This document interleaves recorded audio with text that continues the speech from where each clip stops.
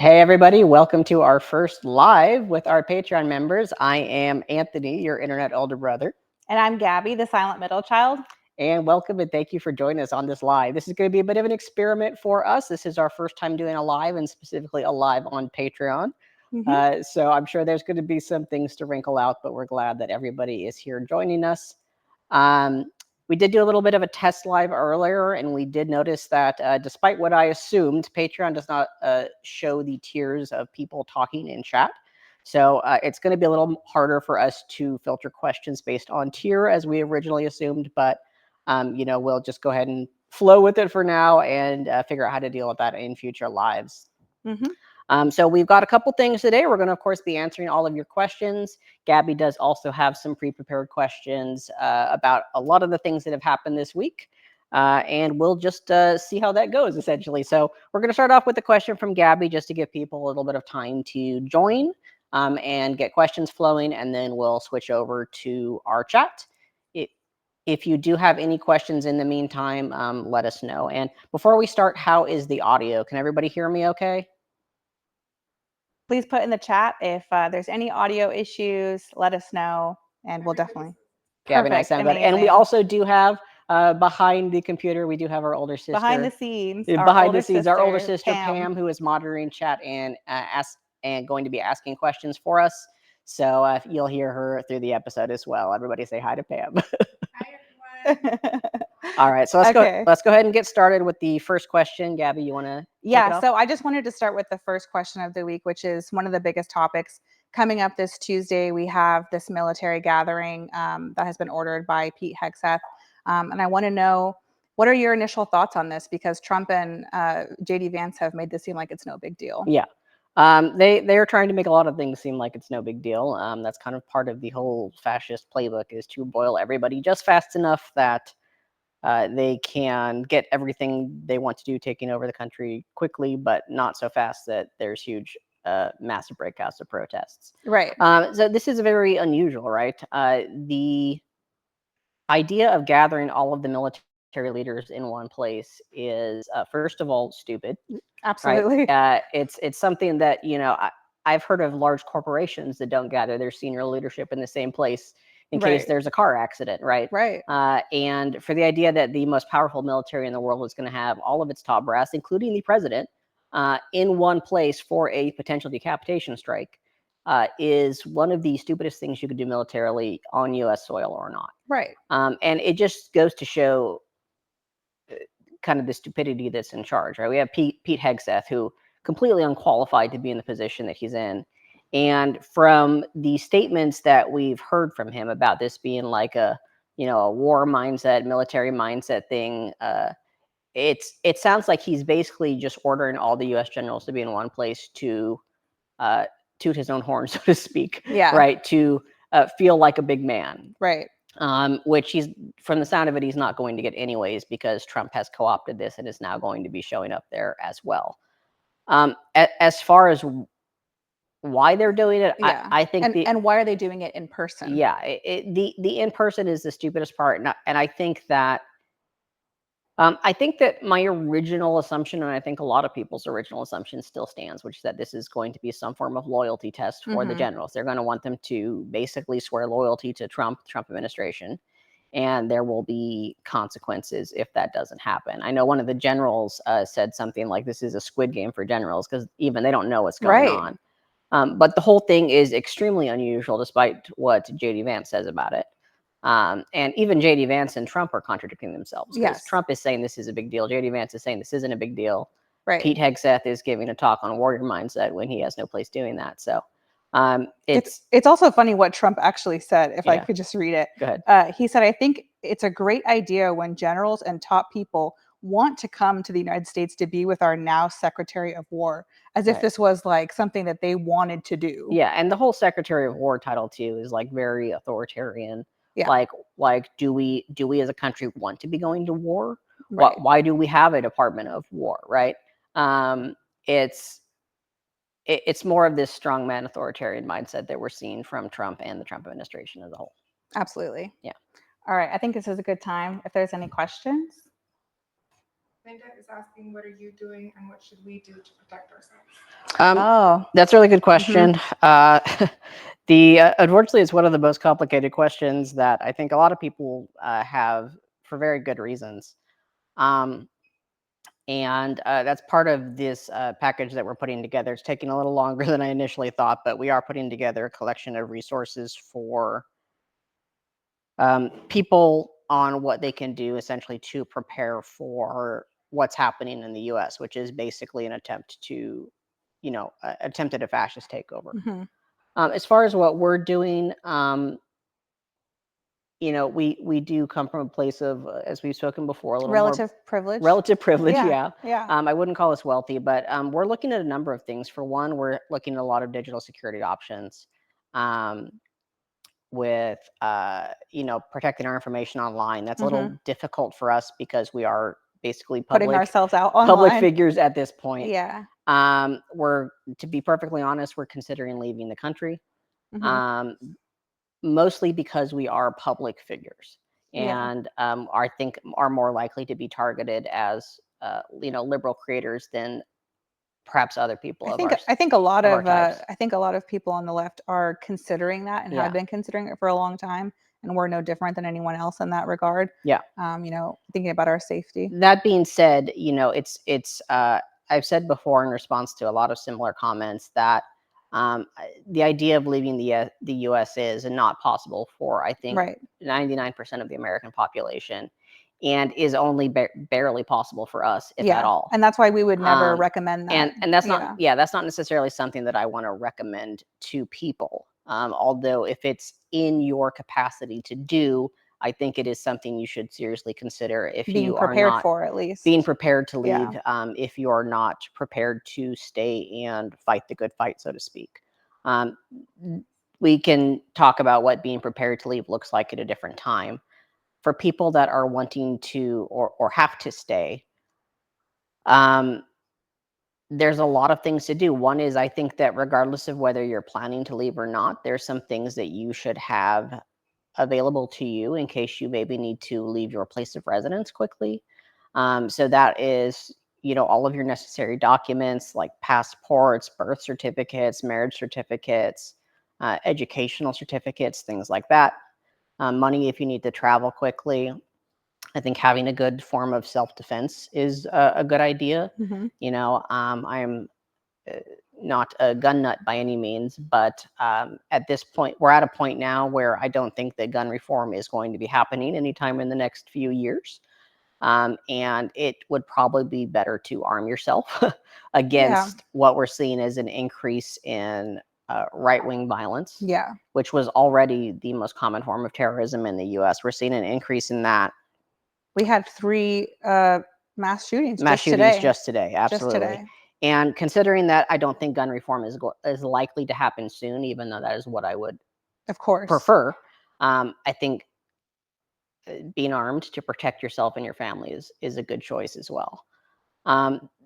And then beyond that goes into things that, as I kind of said when this was chosen as a topic a couple of weeks ago, beyond that goes into things that I can talk about on a surface level, but I'm not really the right person to speak on. And that's things like building community,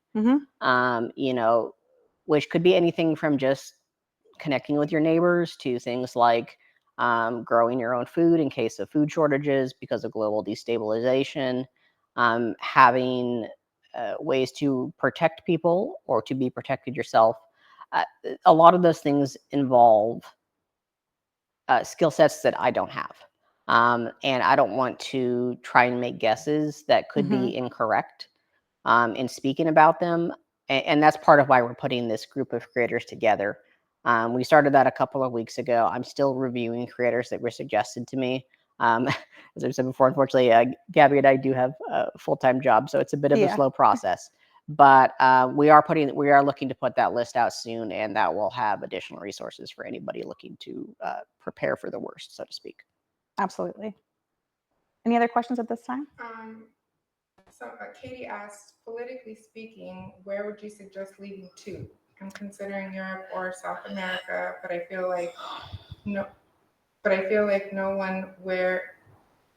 nowhere is really safe from this political shift? Yeah, that's a great question. And for those of you, if you couldn't hear, Katie is asking where to leave, and that's a complicated question and a complicated answer as Yeah, well. that's something that we ourselves have been spending a lot of time thinking about, in case we do choose to make the final decision to leave.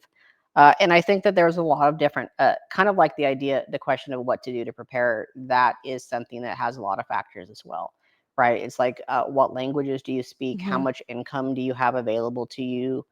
What skills do you have? Because it really comes down to a question of, unless you are, you know, a single person or perhaps a couple without children that can visa hop, just kind of go as tourists in countries for a long time and switch between countries. Um, it's a question of one, what visa can you get in the first place? Right. And two, what are the conditions of the country that you're going to, Hmm. right? So, for example, for us, we would favor either English speaking or potentially Spanish speaking countries. Hmm. Um, for others, maybe you speak a different language that you would have access to countries that we don't feel would be the best choice for us. Or if you have familial ties to a specific Yeah, country. familial ties. There's a lot of countries that even if you don't have a current citizenship in that country, if your parents or grandparents came from that country, you may be able to obtain citizenship, and then you don't have to worry about visas at all. Hmm. I think that's something a lot of people don't necessarily know about. Right. Um, and other factors like that. So when I'm thinking of like, what am I looking for in a country? I'm not going to name specific countries because I don't want to like suggest want And we everybody haven't to think. decided. Yeah, we haven't decided, and I don't want to suggest like there's one country that's going to be the best choice for everybody. Yeah. But I'm considering, as a worst case scenario. I tend to be somebody, much to my family's sometimes dismay, that thinks about the worst case scenario first. Yes. I'm considering destabilization as a result of potential war, not necessarily world war, but Russia is very uppity in Europe right now, to say the least. And there's concerns about, China looking to be more expansionist, Hmm. as a result of the US basically backing off on a lot of different things. Hmm.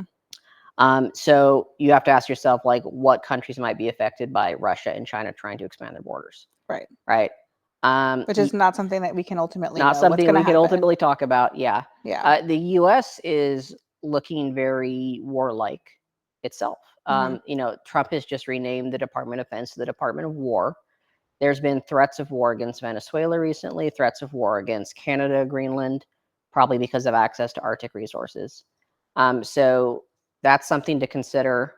And then, as we said, just like visas, what countries have visas? If you're a skilled tech worker, you can probably go to a lot of places, Yeah. and get a working visa for skilled labor. You could go somewhere like, well, pretty much anywhere in Europe. Lots of the places that may be inaccessible to other people. Yes. Yeah. Otherwise, things to look at are countries that have digital nomad visas. So if you have a job that has remote income, where you don't necessarily need to be there in person to make income, you can consider digital nomad visas, which a lot of countries do have.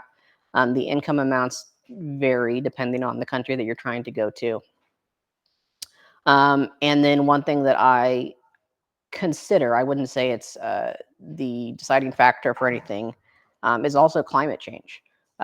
If you're in a country that's very Mediterranean, like for example, a place that a lot of Americans traditionally have liked to go is Costa Rica. Right. Very popular for Yeah, US we're seeing a huge expats. increase in hurricanes year over year, and Costa Rica's right in the Right.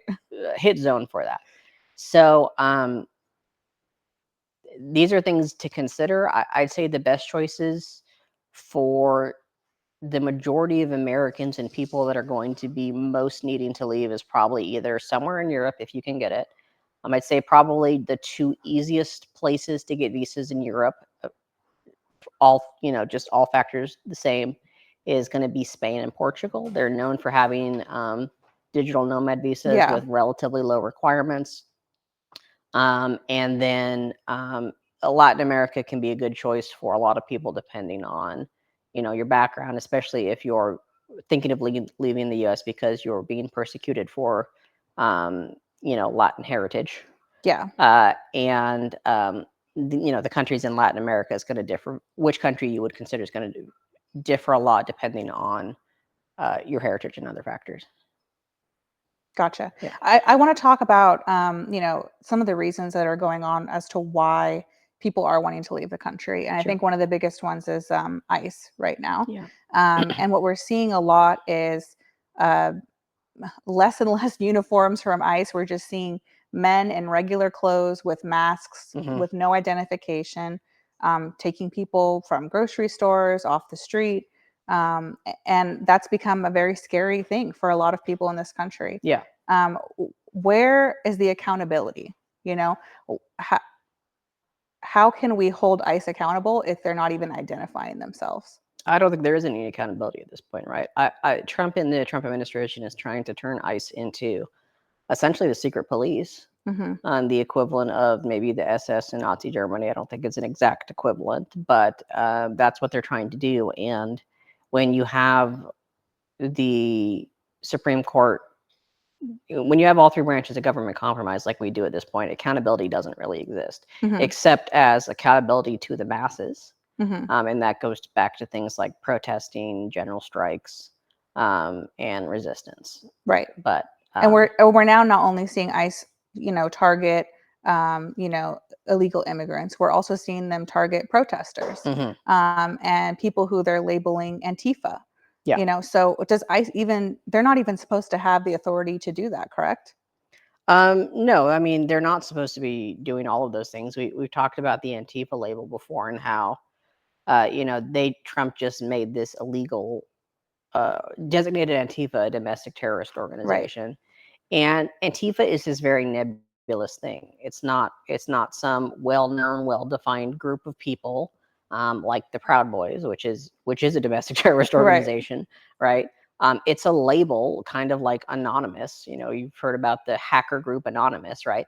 It's a label that is used by maybe a lot of individuals to refer to themselves or things like that, but it's not something that's easily definable, and that is part of the reason that I think that the Trump administration is using Antifa has labeled Antifa as a domestic terrorist organization. Its vagueness lets them call anybody who is opposing them, especially anybody calling them fascist, right? As Antifa, because Antifa literally stands for anti-fascist.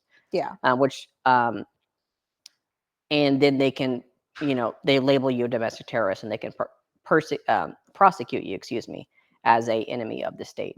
We've seen the attempts. There was, I think, HR 5300 that was introduced to the House. It was repealed to try and say that Mark Rubio could take away passports from American citizens, if they were either part of a domestic terrorist organization or aiding them. So that could be like giving money to a streamer that talks about right. And I believe they withdrew that, correct? They withdrew that, but the fact that they did it in the first place kind of shows their hand to me. And then when you get further into it, there's also talks about like freezing bank accounts, all sorts of things. And the truth is, there's not really a mechanism to actually define U.S. citizens as domestic terrorists. I don't want to go into that too much because I'm not a legal expert.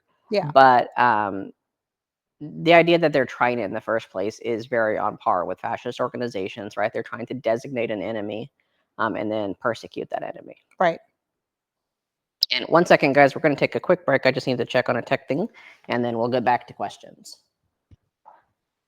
Okay. Are you able to read it?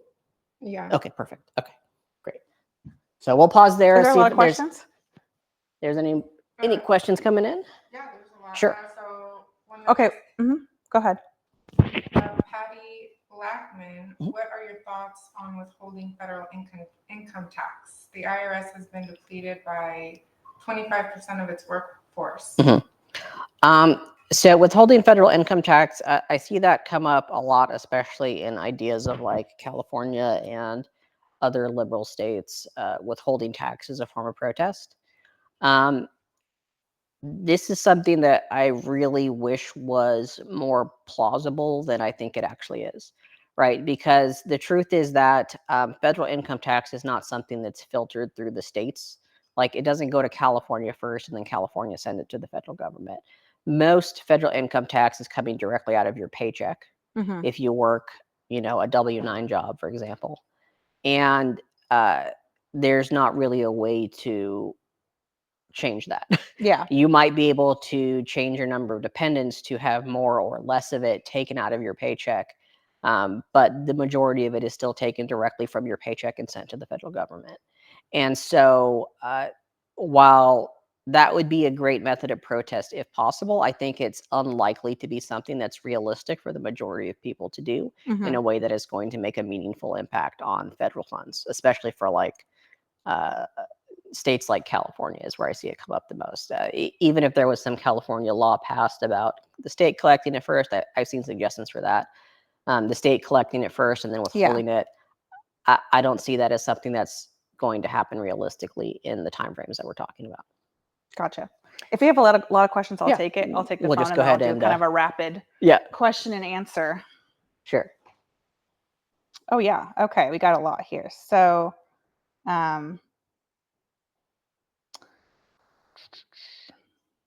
what is the probability of Congress passing the Restoration, Equality, or Opportunity a meritocracy executive order? Yeah, so that was one that I think went through in April. I want to say April 24th. Trump signed an executive order that is one of a series of executive orders that is basically about repealing DEI. I didn't read the whole thing, but I have seen some parts of it. I don't know so much about the question of Congress passing, because Congress doesn't pass executive orders.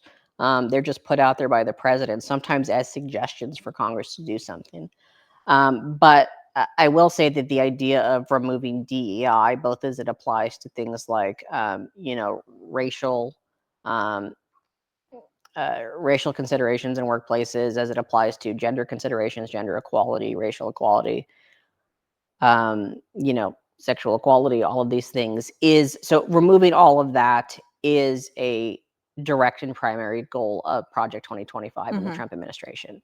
So as far as we've seen so far, Congress has acted in favor of doing those things. The Supreme Court and the Justice Department has acted in favor of removing those things, and the Trump administration and the executive branch is certainly acting in favor of that too. So while I think that there is likely to still be a lot of pushback by people, and I think it's safe to assume that if the Trump administration is allowed to continue on their current path, we will see attempts to further that removal of DEI and basically favor, anybody who is a white Christian landowning male. Continue from all three branches of government. Yeah. I have a great question here, and this is something that I think we can all relate to. Sure. Hey, Anthony, how can I talk more with my conservative friends or family about my concerns for safety, stability, and possibly leaving my red state, especially when they don't follow the same news? Yeah. That's a really good question, and I think it comes down to everybody's personal tolerance for dealing with that. To be quite frank, I don't talk with my conservative family anymore. I've written most of them off.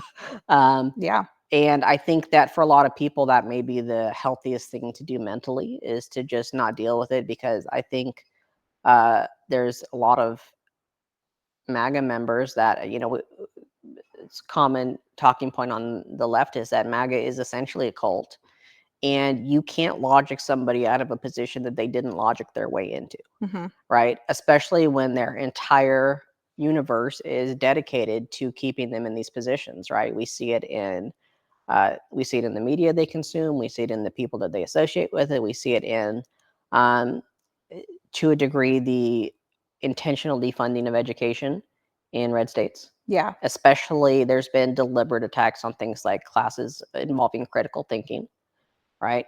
And we see it in, especially there's a huge component of religion, and we see it in the churches too. Which is not to say that every church is like that, but Right. but there's certainly a large section of this Christian nationalism movement that is pushing it in all these different directions. So if you are interested in trying to perhaps break your friends or family out of that mold, they got to take the first step, right? It comes down to if they're asking questions. And this is something that I've talked about in some of my shorts and some of the creators that I follow, like Knitting Cold Lady. Yeah. I We talk love about her Knitting a Cold lot. Lady. We're not sponsored by her or anything like that. I've never spoken to her personally, but there has to be a break first, and that's why I keep talking about the Epstein files being so important, is because the Yes. Epstein files is causing this cognitive dissonance in a lot of MAGA that the goal of the cult has not been completed, right? Draining the swamp has not been completed. And then you have to take advantage of that break to ask questions and to kind of let them peel themselves out of it. Beyond that, I'm not a cult expert. I'm not a psychologist. I don't want to give advice that could be wrong on like how to talk to your friends. But I would suggest that if you are interested in doing so, follow Knitting Cult Lady. Maybe find some site. We can try and find some cult specialists on TikTok. That's not a category I had before, but I can try and add that to our list of creators. Maybe not TikTok because TikTok's going away. Yes. But I would seek out specialists like that and see what they say on the best way to talk to friends and family. Because to be frank, I've written off most of mine. Yeah, and I think just to add to that, Yeah. there's a huge gap in information between the information that we're receiving on the left and the information that MAGA is receiving.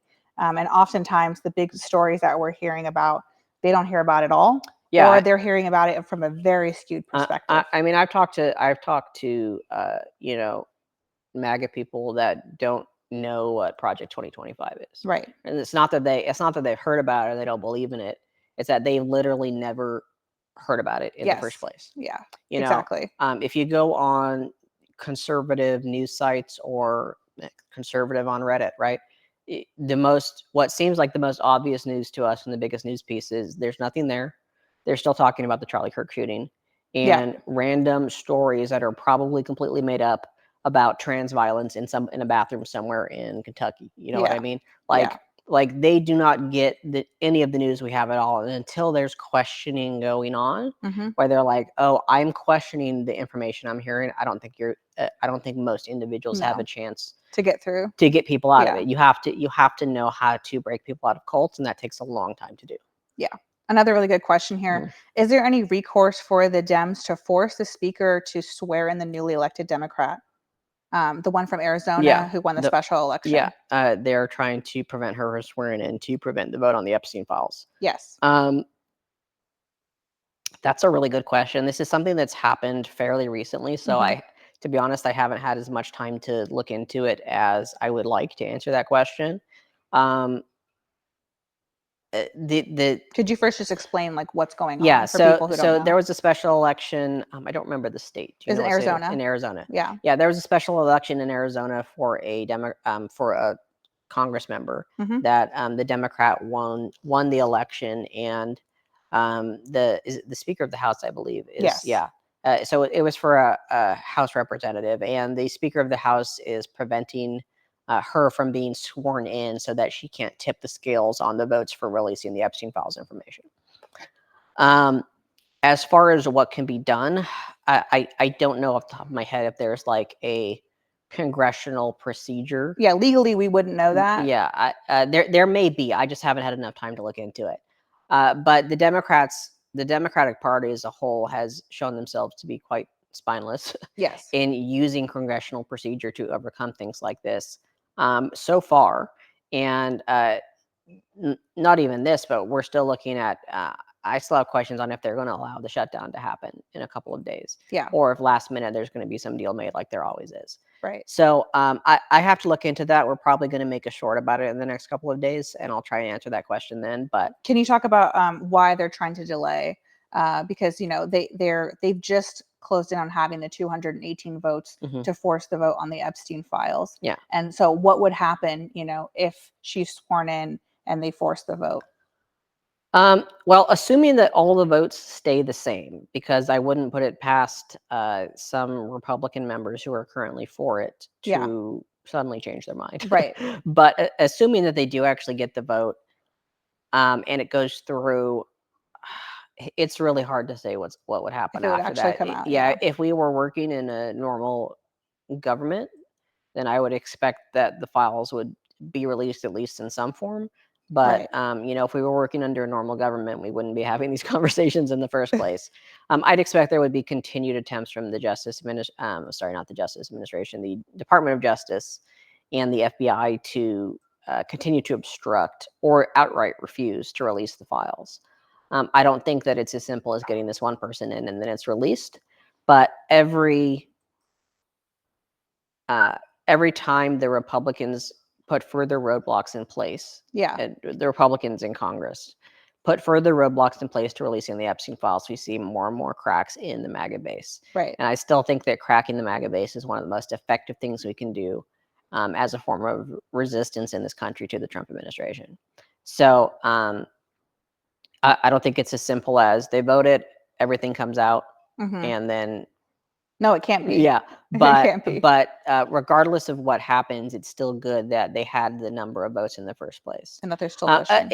And there's still plenty of pushback, right? Just this week, we've seen new information coming out about the Epstein files. We've seen that Steve Bannon, Elon Musk was on had the been list. named. Yeah, a number of additional people have been named that I don't think that's any surprise to anybody. Nope. But this is something that needs to keep being pushed by the Democratic body and by us as the base, and even especially by the members of MAGA that do believe in that drain the swamp method. Like that's why they joined in the first place, right? Like the racism and all that is there too. Let's not ignore that. Yes. But a large portion of the MAGA base originally bought into the drain the swamp message and are still there for that. And the longer they see that not happening, the more likely it is that it splinters. Okay, I want to talk about midterms really quick because we have a few questions on that. Sure. We have one comment saying, I'm waiting until midterms to see where we're at. And another question saying, are midterm elections going to save us if Democrats win more seats? Sure. So as far as the midterms specifically, we're still quite a ways away from midterms. I know that there is some talk about specific elections and all that, but I think we're too far away to really speculate on how any individual seat would go.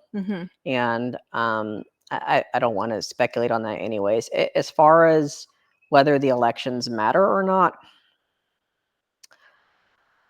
that's a really scary thing to think about. Yes. I tend to agree with there's a historian, I want to say Ted Stormer. Ted Stormer. Tad Stormer. He's on TikTok. He's on a couple of other social media things. He's a professor of American history. And he brings up, it was him or it was another one. I follow a lot of people on TikTok, so unfortunately I don't necessarily always remember the names, but I've seen several creators that I thought were credible talk about how when you get this far into fascism in a country, historically, you don't get out of it democratically, at least not fully. So I don't know if the elections are going to matter. Gavin Newsom has said as much as well. Yeah, I don't know if the elections are going to matter because we've already seen attempts from the Trump administration to interfere with elections. Right. We're seeing attempts to bring back laws that require voter registration. I'm sorry, not registration, voter ID, which there are arguments for having voter ID in general, and if this was coming from a more neutral administration, I might at least entertain some of those arguments. But historically in the U.S., when we've seen voter ID laws, we've seen them used to persecute people of color and of low income. So they're going to try that. I'm sure there's going to be intimidation at voting places. We see the gerrymandering happening in Texas and other states. We see attempts for the Trump administration to require states to use only approved voting machines, right? Which, of course, the only approved voting machines are going to come from the Trump administration's friends, and is going to cost taxpayers billions of dollars to replace, and of course is going to be compromised. So I wouldn't rely on midterm elections as a way to get out of this. Right. I think it's important to continue. I don't think that means that that midterm elections shouldn't happen or that you shouldn't go vote in midterm elections, because we don't want to be fatalist about this and be like, okay, well, elections don't matter, so we're not going to go vote. Of course not. That is often how parties end up losing elections, is because their base is demoralized. Well, it's almost like pre-compliance. Yeah. So, you know? so I think it's important to still go through the steps and to still support the candidates you want, because if there is corruption in the midterm elections Mhm. and there is still a strong Democratic base, that corruption can be pointed to as a means to draw further protest, Mhm. right? But I wouldn't sit by and let that be your comfort that midterm elections are going to fix things, for when it comes to that. Right. We need to be actively protesting, striking, civil disobedience, the whole 9 yards. Right. And 1 second, guys, I need to check on one thing, and I'll Sure. get back to questions. Thank you guys so much for the love. I see we have over 100 people who have joined us, and we really appreciate it. Thank you so much. And thank you for staying with us through our technical difficulties on our first live podcast. So we really appreciate it. And, for elections, as we are, I will mention, since we are Californians, if you are in California like us, vote yes on 50. Yes. Yes on Prop 50. That's related to the next question actually here from Stephanie Hansen. She says, are there safer states to move to if we can't leave the US for whatever reason? I'm currently a blue dot in a red state. Yeah. Great question. That's a great question. I don't really, I have conflicting ideas on that. And to be honest, I don't know the answer. My inclination is it's probably better to be in a blue state than a red state. Maybe not California. I go back and forth on whether I think California is the safest place to be or like the biggest target of attacks. Right. You can make an argument for both. You can make an argument. You can make an argument for both, and there's probably better statistics than I have access to on what the actual answer is. Yeah. I would be in a blue state if you could. Yeah, not just for reasons of safety in the form of fascism, but because blue states also tend to just be better places to live. Better quality of life. Absolutely. Yeah. California, the Republicans love to talk about how it's an expensive hellhole, but it costs money for a reason. And other people are, making suggestions as well, saying just other Democratic states outside of California, because a lot of people who don't live in California can't realistically move to California because it's very expensive. We've lived in California for most of our lives, so California is my frame of reference, but I would recommend pretty much any blue state over a red state at this point, because the blue states at least are not trying to actively take your rights away. People are saying Illinois, Minnesota, other blue states. So you have to balance out whether you think that you as an individual are going to be attacked in a red state versus, I think, the likelihood of unrest, especially in larger cities. Yeah, absolutely. Another thing just to mention is related to a topic I wanted to ask you about. We've seen a lot of violence in general since the Charlie Kirk assassination. Yeah. We've seen several. It feels like there's been multiple shootings a week going on. Like I said, we had 3 today alone. Yeah. And we're typically seeing these, unfortunately, in red states.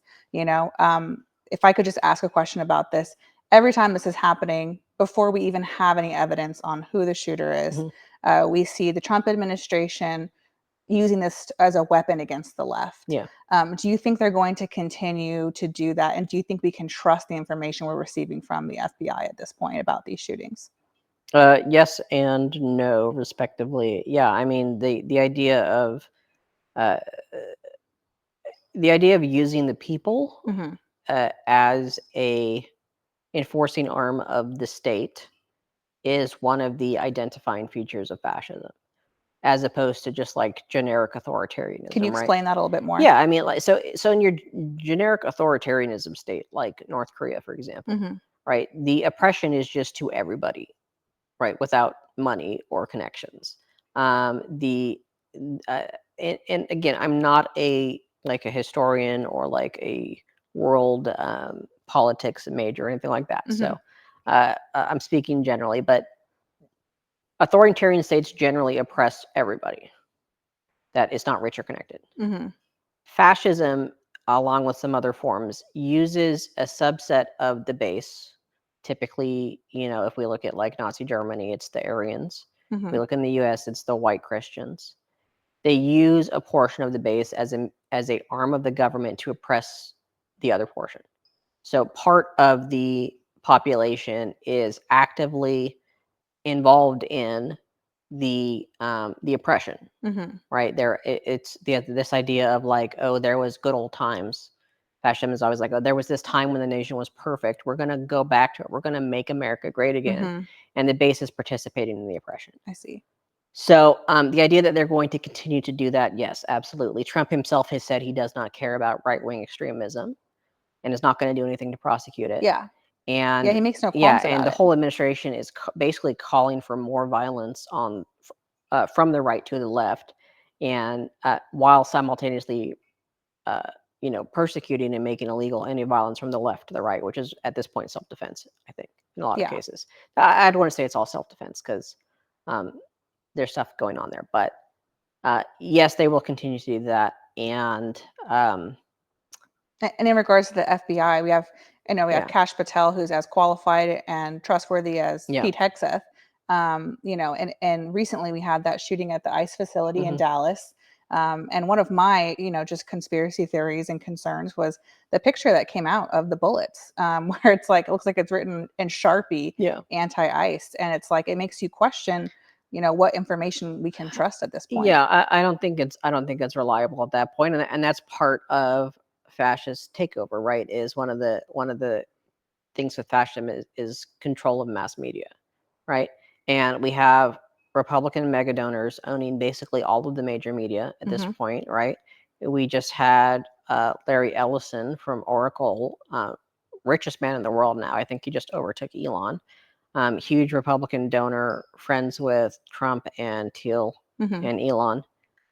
Just bought out TikTok. Elon owns TikTok. Facebook is owned by Zuckerberg.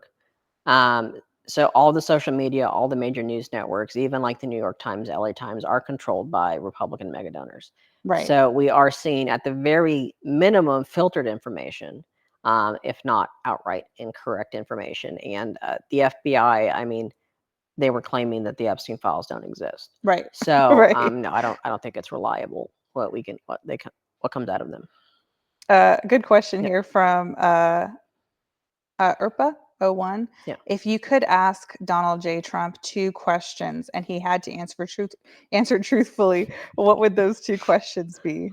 First of all, hello to Irpa. We do see all of your posts. I know Oh, we're you recognize the name? yes. Yeah. He's Shout one out of to Linda as well. I recognize your yes, name. one of our most active followers. We do appreciate you. Uh-huh. We're not as active on Discord yet as I'd like to be, just because of working hours.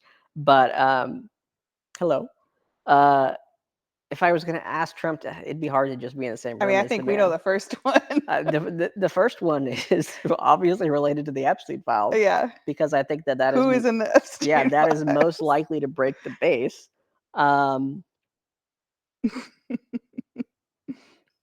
But as he thinks, put in your final questions, The guys. We other have about the other one 10 would be more minutes the here. other one would be about his connections to Russia. Connections to Russia. Yeah, Yeah. absolutely. Yeah.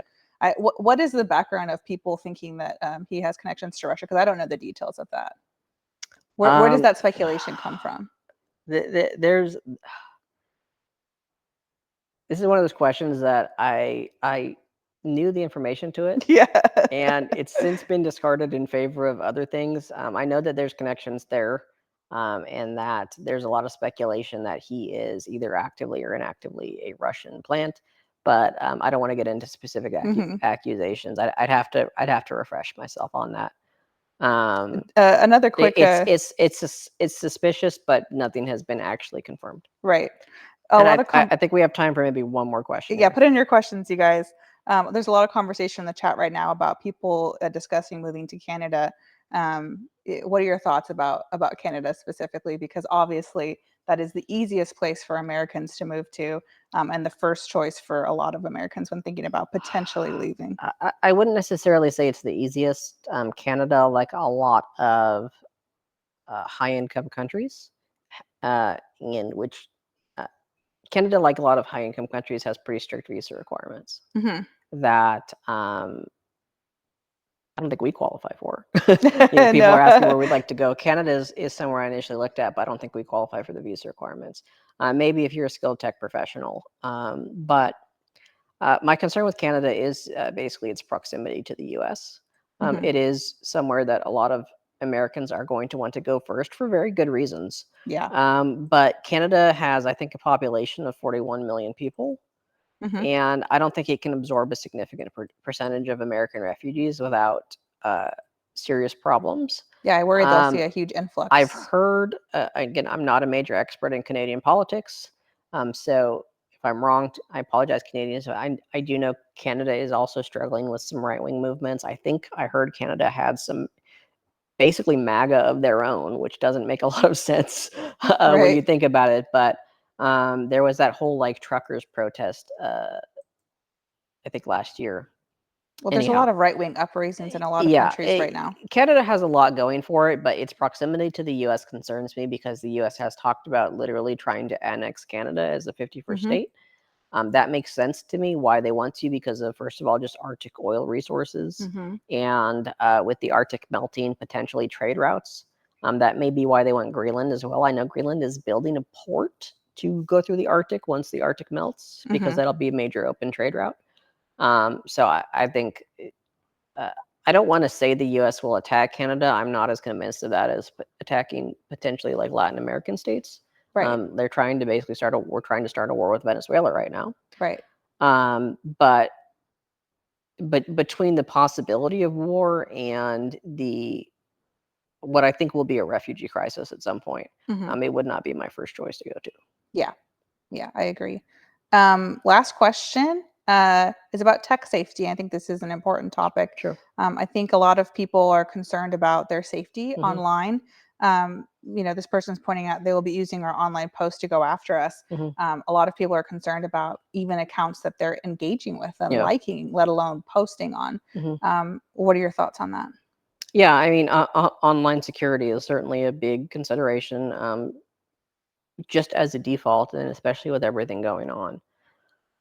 And I think that's something that everybody has to balance. That there are some things you can do to help increase your online safety, like using VPNs, or there are services to help you delete your online data, or other things like that. But if that's something you're really concerned about, I'd consider just decreasing your online presence in the first place, especially if you have any posts of your own that can be used to target you. But to some degree, I'm of the opinion that for most of us, if you haven't been practicing strict online security before the Trump administration, I doubt that there's a whole lot that you can do to erase that presence. Yeah, I think that's a lot of people's thought. It's like, if I've already been posting, in support of the left and in support of all of these anti-fascist ideologies, can that be erased? Is there even any point in deleting those things at this point? Or yeah, I don't necessarily think it'll hurt to delete that type of stuff, but I wouldn't necessarily count on it helping. And what are your thoughts about Palantir and people's thoughts that TikTok is unsafe and we're being tracked? Well, you are being tracked. We're all being tracked. A surveillance state is what these people are going for. Right. Project 2025 is about creating a surveillance state, among other things, and Peter Thiel and his company Palantir are at the forefront of doing that. So I think it's reasonable to assume that you are being surveilled and tracked. But I don't think deleting information. Maybe if you have like one post, but if you've been active for a while, then I don't think deleting anything is necessarily gonna help with that. Yeah. Grace says, I would miss your posts. Don't worry, Grace, we're not going anywhere. We are going to continue to post, and we're doing our best to take precautions to make sure that we are safe. Absolutely. And I think we'll wrap it up there today. If everybody liked the live, this will be available as a recording tomorrow. And we'll post it for everybody to see. If you did like it, please leave a comment on Patreon. If you have any things you didn't like, suggestions, we are trying out a lot of different formats to see what everybody thinks. And also what works for us going forward as far as our currently restricted time to produce this content. And thank you so much, you guys, for subscribing. And for those of you who have, are paying $3 a month to support us, it makes a huge difference. As we said, Anthony has a full-time job, and each one of your contributions count towards him being able to make more time to dedicate to this, and frankly, more time to, work on things like protecting ourselves to make sure we can do this effectively and to continue to do it into the future. I'm really proud of what we've built here, and we're looking forward to engaging with you guys more as a community and building this community more. Yeah, absolutely. So we didn't get to your question today. We do usually have a weekly suggestion thread where you can post it. Hopefully we'll review it next week. We'll also look at doing more lives if everybody liked that. Other than that, as Gabby said, thank you for being with us, for supporting us on Patreon. As a free or paid member, we're glad to have you here, and we continue to look forward to making this for you. Thanks, everybody. Thanks, everybody. Bye. Have a good night.